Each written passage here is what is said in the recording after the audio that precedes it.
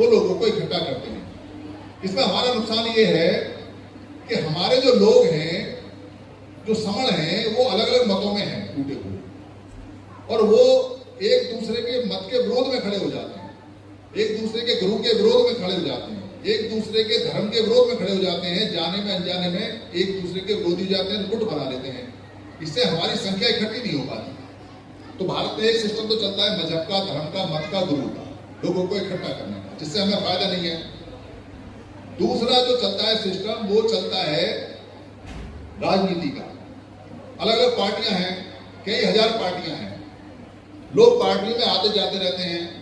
कोई कांग्रेस में आता है तो पता चला अगले दिन बीजेपी में है, कोई बीजेपी में आता है तो पता चला अगले दिन बीएसपी में है, कोई बीएसपी में आता है तो पता चला कि आजाद समाज पार्टी में है, कोई आजाद समाज पार्टी में तो अगले दिन पता चला वो समाजवादी पार्टी में है, कोई किसी पार्टी में, कोई किसी में, किसी ने अपनी पार्टी बना ली, किसी ने अपनी पार्टी बंद कर ली।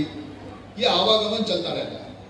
इससे लोग एक दूसरे के विरोधी हो जाते हैं, लोगों में एक दूसरे के विरोध में एक दूसरे से घृणा हो जाती है, नफरत हो जाती है। उससे हमारे लोग इकट्ठे नहीं हो पाते, क्योंकि उनके राजनीतिक उद्देश्य पूरे नहीं होते। जब वोट पड़ते हैं तो वो उनकी जो शत्रुता है वो ये राजनीतिक पार्टियां बढ़ा देती हैं, जिससे हमारे लोग एक दूसरे के दुश्मन होकर और अपने लक्ष्य तक नहीं पहुंच पाते।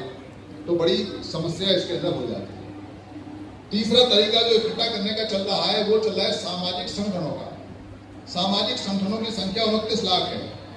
महिलाओं के अलग हैं, पुरुषों के अलग हैं, कोई वामसेव है, कोई सत्तासीन दल है, कोई किसी धर्म का है, कोई किसी मत का है, कोई किसी टड़कों ने बना रखा है, कोई आर्थिक है, कोई सरकारी कर्मचारियों का है, कोई सेना का है, कोई सिपाही का है, कोई इस तरह के 29 लाख संगठन चलते हैं।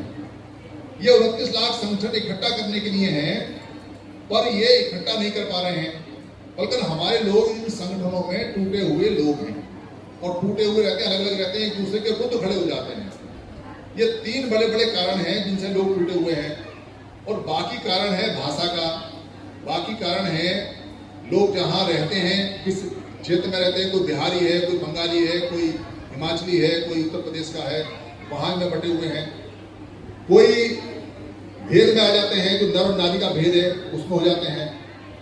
तो ये समस्याएं, इधर से आवाज आ रही है, जरा शांत हो जा, 5 मिनट खत्म करेंगे, उसके बाद खाना खाएंगे। मुझे पता है भूख लग रही है, सबको टेंशन हो, तो मुझे भी लग रही है, पर ये बात जरूरी है। तो ये 3 बड़े बड़े कारण के अलावा छोटे छोटे कारण भी हैं। पद का, पोस्ट का, पैसे का, अमीरी का, गरीबी का, ये है। इन कारणों की वजह से हम इकट्ठे नहीं हो पा रहे, पर एक कारण है जो इससे भी ज्यादा खतरनाक है और जो छुपा हुआ चलता है।